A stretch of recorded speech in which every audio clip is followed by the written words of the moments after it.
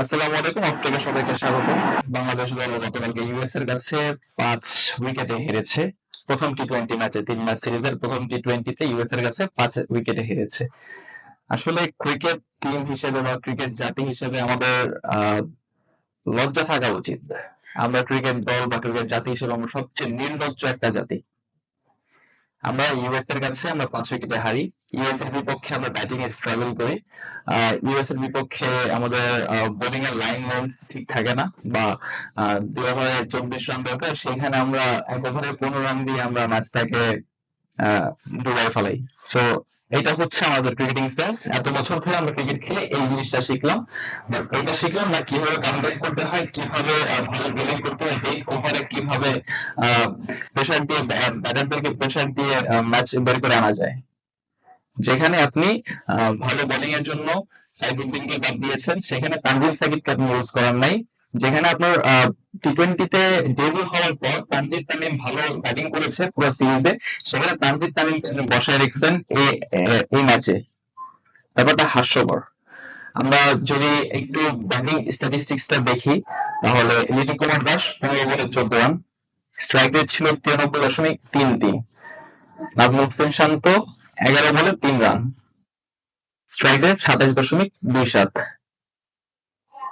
তো এই হচ্ছে মেইন দুইজন যে অফ ফ্রন্ট প্লেয়ার যাদের নিয়ে সমালোচনা হচ্ছে, সেই দুইজনের ব্যাটিং এর রান।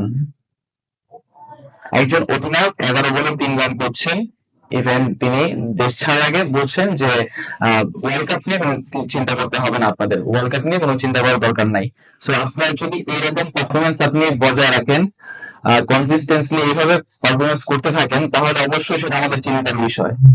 যেখানে আপনি এই রান করার পর, সরি টু সে দ্যাট, আপনি রান করার পর দলের জায়গা ডিজার্ভ করেন না, সেখানে আপনি ন্যাশনাল টিমের ক্যাপ্টেন, আপনি যেহেতু অধিনায়ক হয়েছেন, সেহেতু আপনার সেখানে খুব ভালোভাবে খেলা উচিত, দলকে খুব ভালোভাবে এটা মোটিভেট করা উচিত, আপনার সেখানে প্রেশার নিয়ে খেলা উচিত, আপনার সেখানে ভালো খেলা উচিত। কিন্তু আপনি সেখানে করছেন কি 11 বলে 3, 8 বলে 2। এটা হচ্ছে আপনার টি-টোয়েন্টি রান, স্ট্রাইক রেট 27।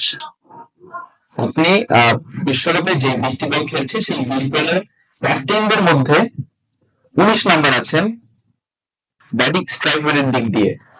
জিনিসটা হাস্যকর বটে। সাকিব আল হাসান 12 বলে 6। সাকিব আল হাসান দীর্ঘদিন যাবত ধরে স্ট্রাগল করছেন। সাকিব আল হাসানের চোখে সমস্যা, যে কারণে সাকিব আল হাসান হয়তো অফ ফর্মে আছেন, বাট আশা করা যাচ্ছে ফর্মে ফিরবেন। তবে লিটন কুমার দাস এবং নাজমুল হোসেন শান্ত, এই দুইজন তাদের ফর্মে ফিরতে অনেক সময় লাগবে।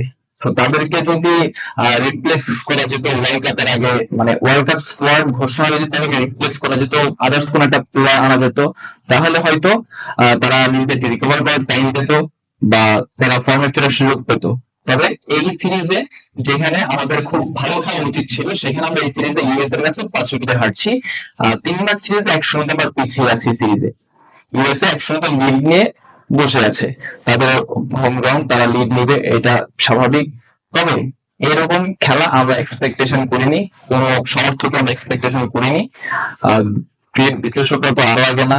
সো র্যাঙ্কিং এর 19 নম্বর দলের কাছে আমাদের হার।